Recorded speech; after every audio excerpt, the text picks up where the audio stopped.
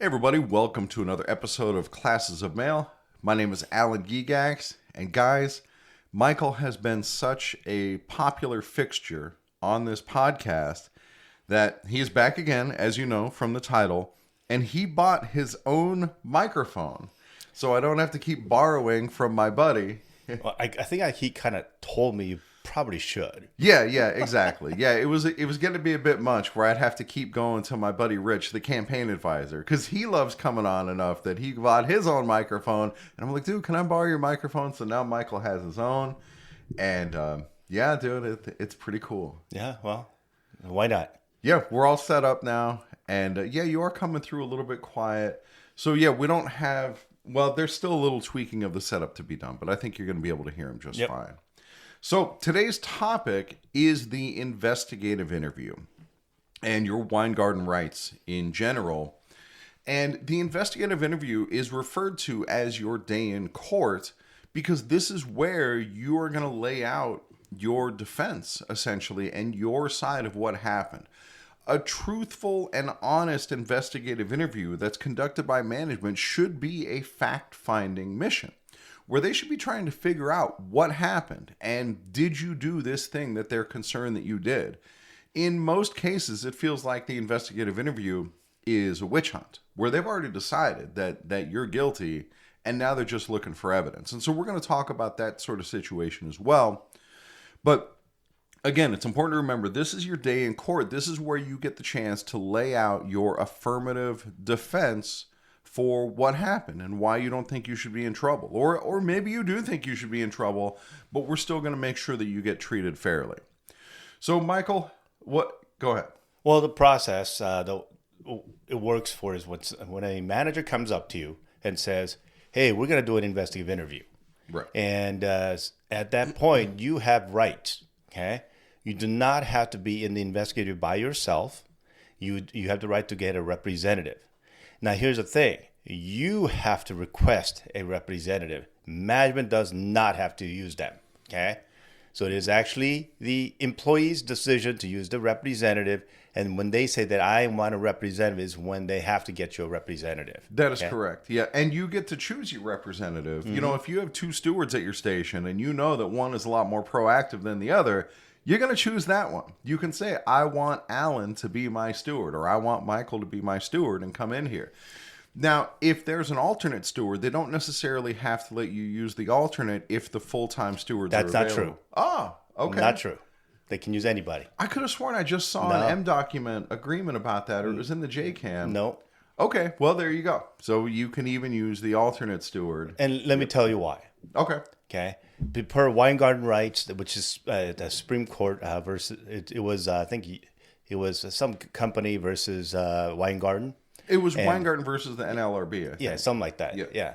And so that came out to be where it gives all rights to the employee to get a representative that is steward, that is a co-worker and another employee, and so on, so that you are able to use whoever you want basically as a representative. And they're called a Weingarten representative when you pick them. Okay? Now, that is what the Supreme Court ruling is. But in our JCAM, it actually says to use a steward. Okay? Right. And I believe I know the reason why. Because stewards should know what Weingarten right is, and they know to keep the copy of the investigative interview, and they're told what the Weingarten rights are and what you can say and you can't say, and they know a lot more about how to work that system. Right. That's generally going to be your best defender, essentially. Exactly. And so that is the reason why it's in the JCAM saying you should get a representative that is a steward. But if there is no steward present, then I would say it goes by what the Weingarten rights per NLRB, which is you can choose whoever representative you want. Yeah, that's a good point. Right. Mm-hmm. Even in the Weingarten decision, you can even choose a coworker. Yep. Yeah, that's a good call. Like at my station, if there's no stewards available, you can just ask for me. Yeah, I suppose that's a good, And dude, if I'm at Michael's station, you bet your ass I'm going to ask for Michael to come in there with me. Yeah. I mean, people have come through I've had other stewards where management tries to investigate, interview me, and they're like, man, your answer is so much better than anybody else's. Right. Yeah, exactly. I've had the same thing at my station. Like, it's a totally different experience going into the investigative interview with me because I'm in there actively fighting as if it's your day in court, because that's what it is. Because after that, you get your day in court and then you get your verdict. And the verdict is management's decision to whether or not to issue discipline. So that's why that's your day in court. And I've had carriers go in there. Like, I had an investigative interview case where there were might have only been three or four carriers who met for lunch and then extended their lunch. And they wound up being there for like 45 minutes, 48 minutes, something like that. Where's their proof? It was scanner data. I know. I understand that. However, the 4 scanner datas together makes a pretty compelling case that they were all no scanner data can be used. That is correct. And no covert observation can be used. That is considered correct. A covert observation. Right. So that was part of our angle, is like management never saw them doing anything. And so what happens is management is looking for you to admit guilt. And so I tell the carrier, you can't lie about what happened. But we can frame it in a way that makes it more reasonable, and we can attack the things that management can't prove. Like, they'll say, were you at this address for this amount of time?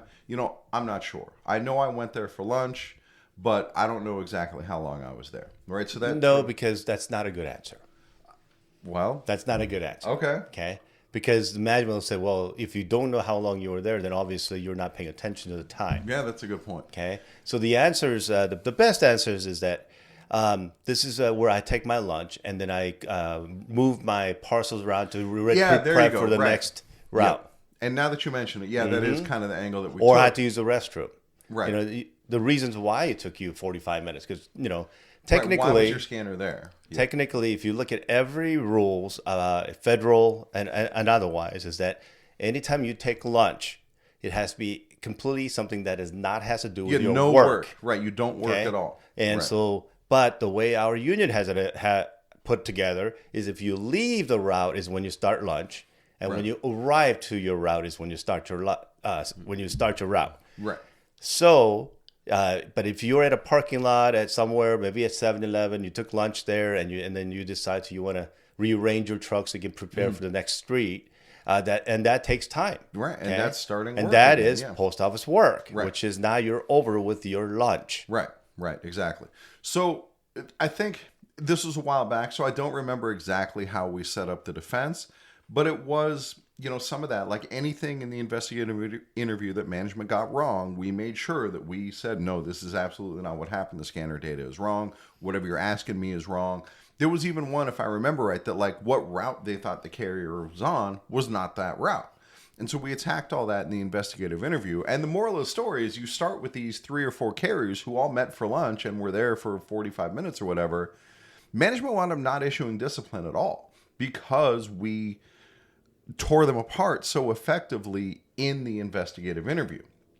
And that's the point. That's the idea. You go in there thinking, oh, they got me dead to rights. No, they never have you dead to rights because management always screws something up. Yeah. Again, there is nothing wrong with people meeting together for lunch because lunch is our time, not the post office time. So when all the managers say, oh, you can't be meeting together for lunch, that's BS. Now, and then they're going to say, well, your 1764B, 1564B says 1564A. I used to teach it. It doesn't. Nobody knows what that form number is anyway. You know what form you're talking about. Yeah. Okay. Where the issue is that is just a saying that most likely that's where I'll be at for lunch. Doesn't mean that you will be there for lunch at all times. Why is that? Well, because we can't be having the same type of lunch every single day. Yeah, and your schedule changes too. If you had auxiliary assistance, if you have an extra long day, if you get hungry early, whatever it is, there are factors that may change. Right. Yeah. And so you could be running late because of parcels you were delivering, like Christmas time is running late. There's other reasons why that you could be going to a different place for lunch. Because you could be on a different part of your route when you decide to take your lunch, which is away from usually the lunch point that you go to. So you go to another spot. Right. So to get back on the topic of the investigative interview, again, this is your opportunity. Let's say you get an investigative interview for going outside of your line of travel. Well, if there's a good reason why you went outside your line of travel, this is where you bring it up. Right. And this is where you actively defend yourself. And then when management uses a scanner data, okay, again, I know Corey Walton says a lot on this subject, that is a covert observation. Right. Because the management is actually to discipline somebody. They're supposed to physically able to see what somebody is actually doing. Right. And usually takes two, because it takes one manager and a witness manager, okay? And so otherwise, if there's one person against one person, now it's hearsay. Right. The scanner data is enough to give them suspicion that something might be going on, but then they have to actually verify. Right. And what they're doing is taking the lazy way out, where they're trying to verify it by just getting you to admit to it. Yeah. And if you don't admit to it, they don't have anything. Yeah. And the thing Corey Walton always talks about why the scanner data is not good is because in our M39 actually says that management is not allowed to do covert observation and use any covert techniques. Right, they have to be above board in their observation. Using scanner data is a covert technique. Right, because generally if they're observing you, they come up, they say hello. Yeah, I had a carrier got an investigative interview for, those, you've been hearing about these safety teams that are going out and looking to bust carriers. And the carrier actually called me when it happened. He got busted for no seatbelt. Allegedly, no seatbelt. And they tried to take him off the clock and sent him home on a 16-7 emergency suspension. But he was waiting there for like 2 hours for the supervisor to come out. And we start making the argument that, is there still an emergency? How can this be an emergency when it's already 2 hours ago, nothing else has happened? So that's attack number one. And then, well, when did you see this safety person? Oh, not until he came up to bust me. So he didn't introduce himself. You never saw him before that. No, he was down at the end of the street and he said he'd been following me for a while. Okay, and we start building all this case. That's that covert technique. That's exactly right. Not allowed to do that. Yeah. And so it went all the way from being an immediate suspension, followed by what, based on the records, is a 14-day suspension based on what we've been hearing on 8 arbitration, to no discipline at all. Now, here's a caveat that most people don't realize. That you do realize that you are, as an employee, to make sure that everybody follows the safety rules, right? Sure. That means it's against the safety person that you're talking to also. Right. Or are they curbing the wheel? Or do they still have their engine running? It doesn't matter if they're on a personal vehicle. Because if they want to be on a post office time to try to issue discipline, no matter if the manager is off or not, right. If they show up in their own personal vehicle and have their vehicle running, then you request a 4584 saying the street that observation because form, you are violating safety rules also. So I need a 4584 to let somebody else know. Right. Your supervisor know that you're violating safety rules. Yeah, that's pretty good. And then you've got... And then when you see them leave without a seatbelt, you file that too. Right. Did they curb their wheel? You file that. Or they park in the middle of the street. You filed that. That's a really good point. So they can't just come up to tell you, oh, you're not wearing a seatbelt, yet they're violating all these other rules. Dude, it never even occurred to me. Yeah. This is why I love having Michael on the show. He's so sharp.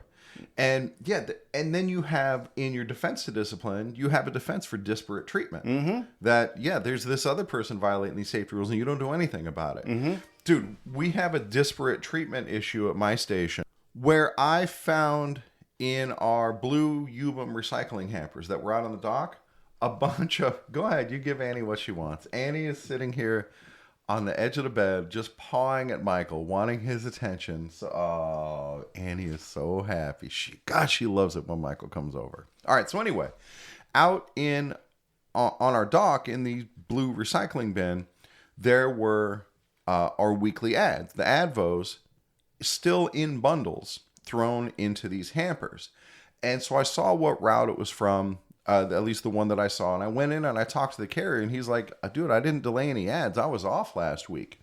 And we've been having this problem of not getting ads delivered where we get them on Tuesday. So they've got to go out either Tuesday, Wednesday, or Thursday. Friday comes, routes still have full ads. Saturday comes, routes still have full ads. And then I leave Saturday morning and there's still all these routes that have ads. I come back Saturday evening and the ads are gone. But it's not because the carriers delivered them. It turns out that management is actually taking these ads and throwing them into the recycling. Well, that's the delay and destruction of deliverable mail. And that's in the interview that I just had with Mike Cariff, he talked about that's one of the things that gets carriers fired. Well, how the hell does that not get management fired for doing stuff like that? So here again is like a case for disparate treatment where we're held to completely different standards. So this is part of a proactive defense that can be made starting at the investigative interview and going forward from there. So when they ask you, are you aware that you're not supposed to delay the mail? Your answer can be, well, management does it. I saw management, put all these ads out into the UBUM and that, yeah. I want to say something about that Advos. Now, Advos is the company that paid for us to deliver that mail, okay? And if we don't deliver it, then we're not doing their service, are we? That's correct. Okay? They're not getting the service they paid for. And there is a number that you can call and let them know that, hey, at my station, we didn't deliver the Advos, so they just threw it in a U-boat. Yeah. You can report it. Right. Yeah, so that's, again, getting back to the investigative interview, this is all foundational stuff that you want to lay out. Likewise, most of your investigative interviews are probably going to be about attendance. And they're going to ask you to explain your unscheduled absence. Why did you call in this day? Why did you call in that day? And Michael, what do you suggest? Well, okay. Well, I brought investigative interviews paperwork just to give you some example. Okay? Oh, cool. Michael came prepared with props. Yep. And so they'll ask you, like, this is an official investigative interview. The information obtained during this interview may result in disciplinary action up to and including removal and so and so and so. And said, do you understand what was read to you? Well, everybody goes, yes. Mm-hmm. You know what your answer is supposed to be on that? What? Are you threatening me? Oh, because they're saying it could lead to your removal. Yeah, that's interesting. Because you're not supposed to be a threat. It's supposed to be investigation. Dude, that never even occurred to me. Okay. Right. So that answer should be, why are you threatening me? I mean, that has come up. So I've had investigative interviews for carriers who got injured. Mm-hmm. And then they report the injury. Mm-hmm. And then we have this. Mm-hmm. And I have had carriers do that. Like, hey, man, I just reported my injury. And you're threatening my job. Right. And that is so not okay. Right. Yeah, that's a really good call. And right. so because there's supposed to be just an investigative interview, not a threat saying you could be removed. Right. Okay. But do they have an obligation to inform you that this could lead to discipline? No. Say this is just an investigative. We're trying to find facts and results of what happened on this situation. That's all really they have to say. Right. The activation of the Weingarten rights is basically the employee's belief that it could lead to discipline. All right. Yeah, that's fair. Okay. And then I love this about Michael. He doesn't just take the status quo. He really thinks about, really looks at it with different angles. And, dude, it's awesome. Okay. Go ahead. Then they'll have to ask you, are you aware of the proper procedure for reporting unscheduled absence? Well, your answer, everybody's going to say yes, right? Okay. I'm not sure what the answer should be.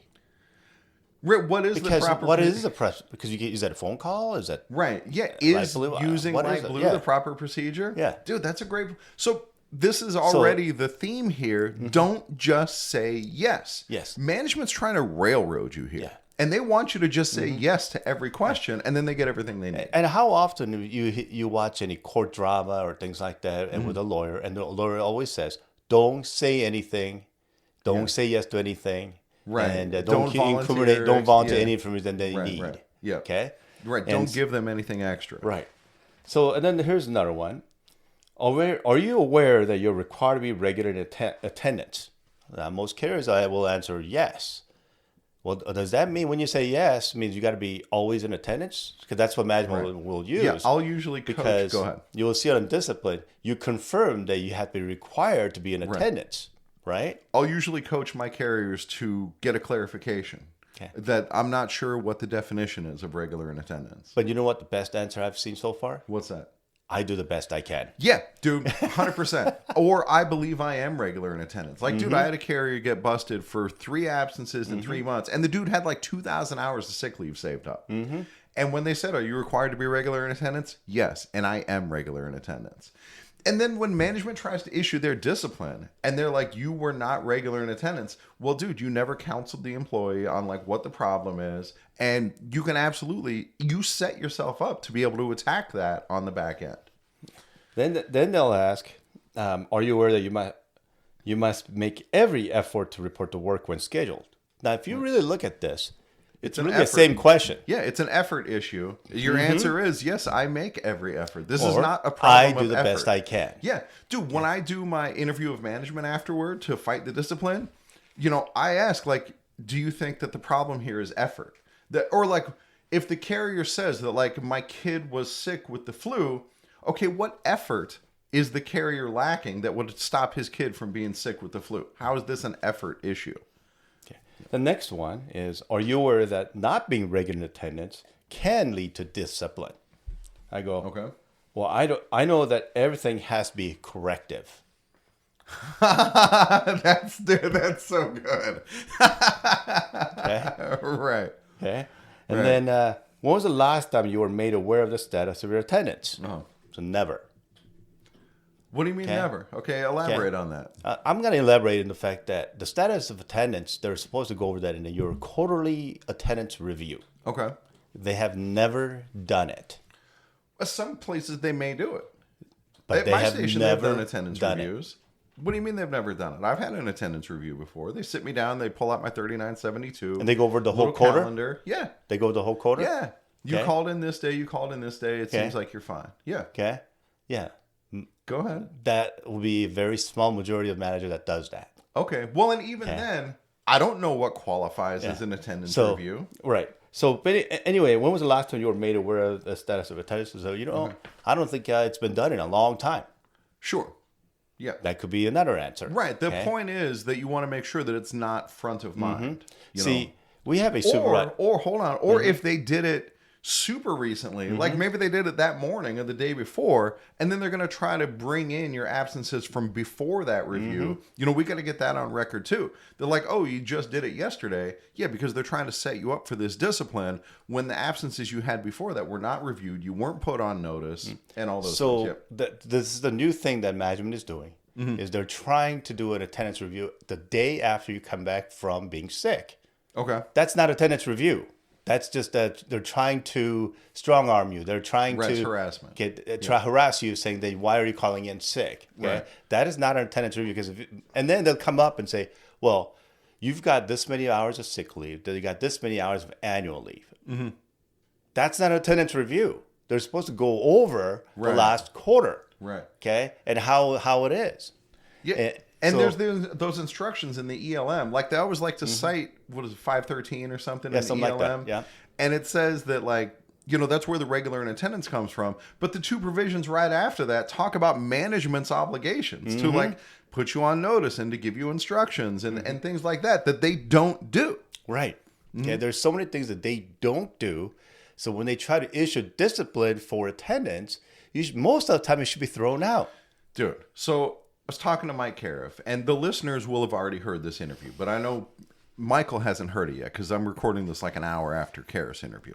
And he talked about, like, dude, there are carriers who deserve, this is not an exact, it's a paraphrasing. There's carriers who deserve to get fired. But management still has to do their job. Yes. And if management did their job, then yes, sometimes it is reasonable to fire somebody. But management is so bad at doing their job that carriers just get away with it. And this is a great example of management not doing the follow through, not doing the proper investigation. One of the things Mike talked about, Mike Cariff, was timeliness. They'll put a carrier out on 16/7, and then 2 months later, they'll finally issue their discipline. And the union wins that on timeliness. Yeah, but the problem is this. Our branch allows management to go that long. Well, I can't speak to that. Okay. Yeah. All right. So go on with the investigative interview. And then here's another one. After reviewing your 3972, please explain why you have unscheduled occurrences in conjunction with your scheduled days off or holiday. Okay. Oh yeah, sure. The in conjunction. They're trying to make pattern. it like yeah. Okay. But my answer to that would be I was incapacitated to work. Incapacitated, Yeah. right. So, yeah, so, and I also instruct to say, like, I'll pull them outside. Like, I want my carrier to be honest with me. Whatever we're going to tell management, like, we're not going to lie to management, but I need to know what's actually going on so that we can formulate a proper defense. Because I can't have a defense that's built on lies, because it's going to fall apart. So in the employee labor manual, it actually says that if you're incapacitated to work, Right. that you are allowed to call in sick. Yeah. So if you I say was that, incapacitated. Yeah, then exactly. there's no argument. Right. So I'll usually have the carrier say something like, that's random. It's just a coincidence. And that satisfies that answer because it is just a coincidence in many cases. But also to your point of incapacitated, when you get to, they want you to explain specific absences, there are things that are covered in the ELM under sick leave of like why you can use sick leave. And incapacitated is one of them. Another one is infectious disease.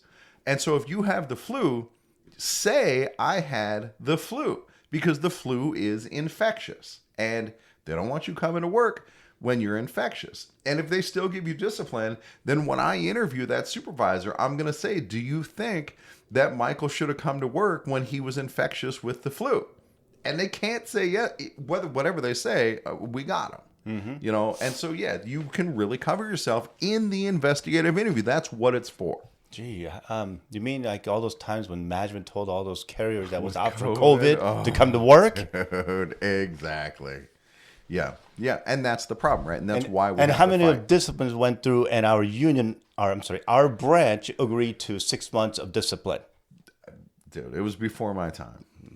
Before you were a steward? Yeah. Yeah. I was an alternate. I wasn't doing anything back then. But here's the thing. Out of my station, Yeah. I had a grievance settlement out of during the COVID, right? And I actually got a settlement with the station manager. Said that if the carrier has any COVID-like symptoms, that no discipline will be issued to this carrier. And unless management has proof of any kind that says that the carrier is lying, other than that, they cannot issue any discipline. Right. Okay? Dude. And so most of the time, like flu-like symptoms is like COVID-like symptoms, right? Sure.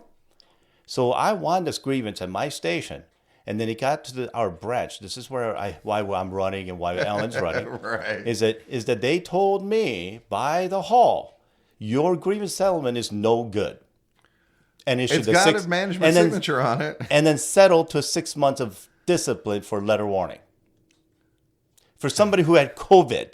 Oh my God, dude! This is the crap that we've gone through during COVID time, with the current regime that's in the office, dude. Okay, Yeah. And so this is the reason why I'm running. This is why you're running. Okay, Yeah, is I hear because these things need to stop. This is for the rumors that I get from people who did Formal A's and some other people. Okay, Right. The rumors I hear is our current president thinks he's a manager. And he keeps telling everybody, well, they need to go to work. Right. Oh, dude. Yeah, I know what you mean. I know. Right. Just like when he had those charges brought up against him at the, a few months back, and he spent his defensive time essentially blaming the carrier for doing wrong. Always blaming the carrier instead of management doing the things wrong. Yeah, you're right. Exactly. Okay. Yeah. The guy wants to be a manager. So let's get back to the investigative interview. Sure. All right. And then they'll ask, did you provide any documentation for unscheduled absence in question? If so, to whom did you provide it to? Okay. The answer was there is no need. It's not more than 3 days. Right. And I did provide documentation as in a form of 3971. Right. There's your documentation. Also in the ELM, management can accept your statement as documentation. But yeah, for me, when my carriers get asked that question, I'll tell them, well, did management ask you for it? And if they don't, I got to get that on record that nobody ever asked me for documentation. Documentation wasn't required. And then sometimes, so there's again, that's your active defense that no, I wasn't expected to require documentation. And if management doesn't request it, dude, then no, why would I provide it? There's your defense. But also, sometimes carriers provide documentation anyway for whatever reason. And if you did that, I damn sure want to get that on record. That yes, I provided documentation. This is who I gave it to. And how are you going to discipline me for this legitimate absence? Oh, they do anyway. I know they do anyway. And then that's how I attack it on the back end. And that's So- what you're doing, right? You're setting a proactive defense. Yeah. Like when I leave that investigative interview, I want to feel like, dude, there's no way management can issue discipline over this because we killed him. Well, then management now says that documentation is no good because it doesn't say incapacitation. Dude. Yeah. I know. So anyway. And then our hall agrees to 6 months of letter warning. So with the investigative interview, right? I think you guys kind of get the idea that you're mounting an active defense in the investigative interview. This is just like being on the stand during the trial. Because again, this is the trial. The verdict is what management decides to do. And then if they make a flawed verdict, they may find you not guilty. I've had that happen in plenty of my investigative interviews. But if for some dumb reason they still find you guilty, okay, well, now we have the appeal laid in. Yeah, now, as you saw, documentation and so forth, management now will put you on deemed desirable whenever they feel like it. That, again, I can go a whole episode on just on deemed we talked desirable. about that previously. We talked about it before. It's not a thing. They have to use restricted sick leave. Yeah, because the deemed desirable program was created for management to use when people go on restricted sick leave, not whenever they feel like it. Okay? Right. So if any managers put you on deemed desirable, make sure your steward knows immediately so they can file that grievance, because they're not allowed to do that. Right. They'll usually do it day before and day after holidays. Right. And then they'll use it as like a blanket policy where they apply to multiple carriers. And yeah, it's not in accordance with what's in the ELM. They're trying to do an end run. And then out of this a little bit to other IIs. Yeah. Some of the IIs that management will ask is, are you make a conscious effort, or are you honest, and are you your integrity, and are you reliable in your character, so and so and so. And your answer is, I do the best I can. Yeah, there you go. Okay, so any of these questions come up where when it looks like you're leading you to a leading questions, right? Most of the stewards don't know what a leading question means, and they'll not that stop you from doing it. But if a good steward knows what a leading question is, they'll stop that question from happening and says that is a leading question that you do not have to answer. Dude, and let's talk about accusatory questions. Yeah, accusatory questions. Yep. Well, you have been found that you took 45 minutes for lunch. Do you agree? Yeah, or why did you extend your lunch on this day? Whoa. Dude, we're supposed to be in here to find out whether I extended my lunch on this day. Right. And yeah, so you don't answer that question because it's accusatory. Right. Yep, absolutely. No, keep talking. Oh, so yeah. When it comes to accusatory and everything, also if a carrier is still doesn't understand to not say yes to these questions, it is steward's responsibility, or whoever is the representative responsibility to do a caucus. Okay. Yeah, where you take the carrier outside or out of to have a management's meeting. earshot. Yeah, Yep. to outside have a meeting, take a break from that investigative interview, and then you can go outside and talk to the employee on, hey, you are incriminating yourself. What are you doing? Right, exactly. Okay. And so even if the carrier does wind up answering that question, like I object to the question, I give management the opportunity to reword the question. Do you want to reword this in a way that's not accusatory? And if they choose not to, and the carrier answers the question, now in my defense to discipline, I show that it's not an objective interview and not a thorough investigation or whatever. They came in, already making up their mind. Now, to change the subject real quick, because of the Weingarten rights. Okay, I sure. I just remembered something. Yeah. Okay. Now, if management refuses and saying that we're going to just use this person to be your representative, so there could be a steward that actually favors management and not the carriers, because you have some of those too, and they're like, we're gonna use them and not this person, right? Okay? And but they go, no, your Weingarten right is you get to pick who you want. Right. Management does not. Okay. And then if the management says, no, you will do what I tell you. Well, when it comes to Weingarten rights, you do not have to follow that instruction. Okay. It's that this is who I want. I do not have to answer any of the questions. Yeah. So at that point, if they don't get the representative you want, you have the right to not answer. Don't answer anything. Just stay quiet. And if they say, this employee is being, what's the word for it when they're not answering? Being uncooperative? Uncooperative. Yeah. Okay. Well, and they said, why are you being so uncooperative? I said, I requested to see this person as the representative, and you refuse, so therefore I will not answer. Okay, I want to read from our JCAM, the Joint Contract Administration Manual, the section on Weingarten rights. Federal labor law and what is known as the Weingarten Rule gives each employee the right to representation during any investigative interview which he or she reasonably believes may lead to discipline. So that means when they come out on the street and say, hey, you weren't wearing why weren't you wearing your seatbelt or whatever, that's a question that's going to lead to discipline. So you have Weingarten rights on the street. When you come back and they say, hey, what took you so long to deliver your route? And you're worried that, if management's coming down on me, they may discipline me. That's a Weingarten issue. You have the right to ask for a steward.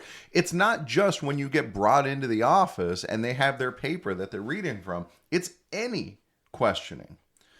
So that, like Alan said, if you're out in the street and they go, why aren't you wearing a seatbelt? That is the best time to say, I need to see a shop steward. Damn right. Okay. Absolutely. That way you don't have to answer anything. Mm-hmm. I mean, I've had an issue at my station where a manager decided to come and check on a carrier because supposedly, I don't know what she was doing, at 8:30 at night. Okay. So my carrier was out at 8:30 at night. Still delivering the mail, right? Still delivering the mail, yeah. Doing favors for management because other carriers brought the mail back because they had to go for some reason. Sure. So he was still around and helping out the managers to deliver all those mail so that he's out there at 8:30 at night. And this manager decided, I think he's not wearing a seatbelt, so I'm going to do a 16.7 on this carrier. Dude. At 8:30 at night. He's like, well, thankfully I can go home now. Right. Yeah. He's already working 12 hours. Dude. Right. Okay. And but here's the thing. How can she see the seatbelt at 8:30 at night in the dark? Question. Yeah, that's a fair question. Okay. What is she doing out at 8:30 in the night who's not from my station going around and checking on carriers? I mean, maybe this manager was just out there like running her errands and saw the carrier without if they're a seatbelt. off duty, they're technically not working for the post office. Yeah. Okay, see, this is where Michael's experience is so valuable. And again, it's also hearsay. Sure. Because it's on one-on-one. For management to make sure this kind of things stick, they need at least witnesses. Okay? And then they also have to show like actual evidence and why they believe this thing happened. Right, because where's the evidence? Burden of proof is on management in a discipline case. You go to court and say, I saw this person not wearing a seatbelt at 8:30 at night. Right. To a judge. And then you go, I wore a seatbelt. What are you talking about? Yeah. You will win because the judge is going to look at it's 8:30 at night. It's completely dark. How can you see this person? Right. Okay, so going on with the Weingarten Rule, it says the Weingarten Rule does not apply to other types of meetings, such as discussions. Article 16.2 provides that for minor offenses by an employee, discussions shall be held in private between the employee and supervisor. Such discussions are not discipline and are not grievable, and so you don't have a Weingarten right for those. Now, this is something that management should actually be doing. This should be step one of discipline, where they talk to you and they're like, hey, we noticed that you're doing this thing right. Like, we noticed you're calling in sick a lot, and we'd sure like for you to call in sick less. Would you like maybe some nutritional counseling or whatever? I don't know. Or driving by and said, I don't think you were wearing a seatbelt, so please just make sure you're wearing a seatbelt. Yeah, that's a discussion. Right, and that's... Because all discipline has to be corrective. Yeah, that's exactly right. Not Did punitive. they make an effort to try to correct the problem before trying to be punitive? Before resorting to discipline. Yeah, which that's right. she was trying to, who's not even from my station. Yeah. Okay, so it goes on. The Weingarten Rule applies only when the meeting is an investigatory interview, when management is searching for facts and trying to determine the employee's guilt or decide whether or not to impose discipline. So again, that's where all these things, where management starts asking these pointed questions, you better get your steward. Whether or not an employee's belief is reasonable, like do they have a reasonable belief it will lead to discipline, depends on the circumstances of each case. Some cases are obvious, such as when a supervisor asks an employee whether he discarded deliverable mail. The steward cannot exercise Weingarten rights on the employee's behalf. Unlike Miranda, which applies in criminal matters, the employer is not required to inform the employee of Weingarten rights representation. And yeah, Michael already talked about that. And that is where knowing the rules will save your butt. That's right. And that is the whole point of classes of mail. It's empowering you as a carrier to protect yourself, to take care of yourself, so that you have the best postal career possible. And this is where I tell a lot of carriers, do the SIA, cover your ass. Right. If you're not sure, just ask for that steward. Nothing bad happens when you ask for the steward. Yep. Especially if you ask for the steward and management tells you no, then that means that this discussion will not lead to discipline. And so then if they try to issue discipline based on that, well, that's it. That's your get out of jail free card. All right, going on. Employees also have the right under Weingarten to a pre-interview consultation with a steward. And your steward should be doing that. As soon as you find out what that discipline or that interview is about, your steward should be taking you aside and be like, okay, let's talk about this. What are we going to do? What are we going to say? What happened? All those things. What situation are they talking about? Right. Is it for attendance? If the steward should know, because the steward should ask the management what this is about. What's the subject? Yeah. And then the steward should inform you in how to proceed with the investigative interview without lying. Yeah, and if they don't tell you and allow you to have this pre-interview consultation, they're violating your Weingarten rights. All right, and then going on, in a Weingarten interview, the employee has the right to a steward's assistance, not just a silent presence. The employer would violate the employee's Weingarten rights if it is refused to allow the representative to speak or tried to restrict the steward to the role of passive observer. So yeah, your steward should be actively involved in this process, giving you advice, questioning the questions, getting clarifications. All of those things are completely appropriate for the supervisor. Management will try to bully, or appropriate for the steward. Management will try to bully stewards into just being quiet and just letting them, hey, this is my interview. I'm asking the questions. Well, here's the issue with that. The whole thing about investigative interview is about fact-finding. So if management tells the steward to be quiet, well, what are they trying to do? Are they trying to be just punitive, or are they trying to do fact-finding? Right. And whatever it is, that's in violation of Weingarten. Now, here's another item that most people don't realize, okay, because it doesn't happen very often, is that if you get caught by OIG or postal investigator, okay, or post inspector, and they say that you did something wrong or whatever, they wanted to investigate or have an interview you at the whatever the position place they want to have an investigation with you. You have the right to have steward present at that time also. Yeah, they cannot refuse the steward also. Yeah, those are different rights. I forget what that one is called. But that's also like a Weingarten right. Yeah, it's the same sort of deal. Yeah. Right. And so you can request to see a union representative, or you can ask for a lawyer. So either way you can still get some kind of help. If it's like a criminal investigation, which is better than not doing it. If they do not provide you with a steward or a lawyer when that comes, you do not have to answer anything. There you go. That's it. All right, guys. So hopefully this empowered you. If you're a steward, if you're a carrier, these rights are incredibly important to protecting yourself from discipline and protecting yourself from management bullying and overreach. Again, just wanted to remind everyone that this is your day in court. That's right. So if you say, oh, I am guilty, they will use that against you. Yes, they certainly will. And that's exactly what they are hoping you will do. Yep. All right, guys. Thanks for listening. Thanks, Michael, for coming in. And we will catch you all next time.